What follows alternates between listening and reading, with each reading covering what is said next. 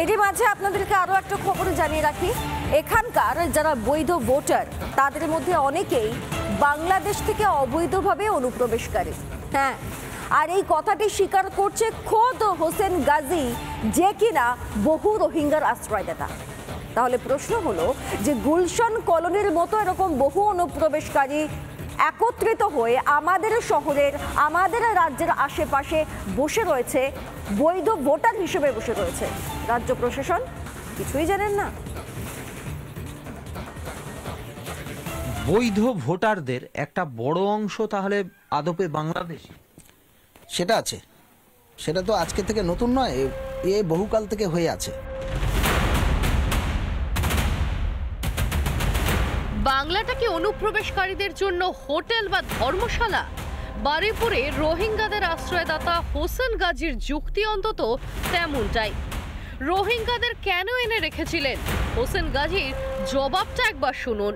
প্রতিনিয়ত বাংলাদেশ থেকে মানুষ আসছে, আসার পরে জানলাম কি এবার কারোর অনেকের সঙ্গে পরিচয় আপন গোপন করতে হয়, গোপন করে আমি জানলাম না এখানে আত্মীয় স্বজন আছে, কলকাতার বিভিন্ন জায়গায় গোপনে তারা ফ্ল্যাট নিচ্ছে, তারা থাকছে, পরে এখানকার সব হয়ে যাবে, বাংলাদেশে তাদের ভালো লাগছে না।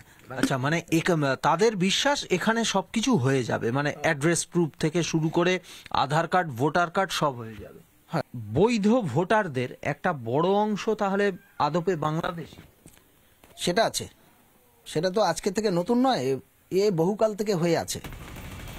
অনুপ্রবেশকারীরা অবাধে এই রাজ্যে আসবে, থাকবে, ভোটাধিকার পাবে, এটাই যেন স্বাভাবিক বাংলায় নিয়ম হয়ে গিয়েছে। কিন্তু হোসেন গাজীর মতো লোকেরা এতটা সাহস পাচ্ছে কোথা থেকে? 21শে জুলাইয়ের মঞ্চ থেকে কি বলেছিলেন মুখ্যমন্ত্রী মনে পড়ে? অসহায় মানুষ যদি বাংলায় দরজা খটখটানি করে আমরা তাদের আশ্রয় নিশ্চয়ই দেব। তার কারণ এটা ইউনাইটেড নেশনসের একটা রেজুলেশন আছে, কেউ যদি রিফিউজি হয়ে যায় তাকে পাশের পার্শ্ববর্তী এলাকা তাকে সম্মান জানাবে। রাজ্যে একের পর এক জঙ্গি ধরা পড়ছে। কলকাতার গুলশান কলোনি থেকে পার্ক স্ট্রিট, রানাঘাট থেকে বসিরহাট ধরা পড়ছে অনুপ্রবেশকারীরা। বাংলায় তৈরি হয়েছে অবৈধদের ভুয়ো নথি তৈরির ইকোসিস্টেম। জাল পাসপোর্ট কাণ্ড সবার সামনে আসার পর সেটাও স্পষ্ট। সেই কারণেই হয়তো রোহিঙ্গা প্রশ্নে তেলে বেগুনে জ্বলে উঠলেন রাজ্যের অর্থ প্রতিমন্ত্রী চন্দ্রিমা ভট্টাচার্য। বারুইপুর সহ কেন অসমের কথা বলে না আর বাংলা, কেন ত্রিপুরার কথা বলে না আর বাংলা, খালি মাত্র বারুইপুর বলছে। জঙ্গি যেখানে ঢুকুক না কেন সেটা দেশের পক্ষে ক্ষতিকারক, আর দেশের পক্ষে যিনি দাঁড়ান তিনি মমতা বন্দ্যোপাধ্যায়, দল দেখেন না। হিন্দু শরণার্থীদের জেলে পুরে রোহিঙ্গাদের আশ্রয় দিচ্ছে রাজ্যের শাসক, তোপ বিরোধী দলনেতা শুভেন্দু অধিকারীর। তারা ধর্মীয় উৎপীড়নের কারণে হিন্দুরা চলে আসছে, তাদেরকে গ্রেপ্তার করে রানাঘাট জেলে রাখছে, অথচ সমস্ত রোহিঙ্গা মুসলমানরা এখানে আসছে, তাদেরকে এখানকার পুলিশ এবং সরকার শেল্টার দিচ্ছে। তৃণমূলের নেতারা আধার কার্ড, এপিক কার্ড এইগুলো তৈরি করে দিচ্ছে এবং পাচার করছে।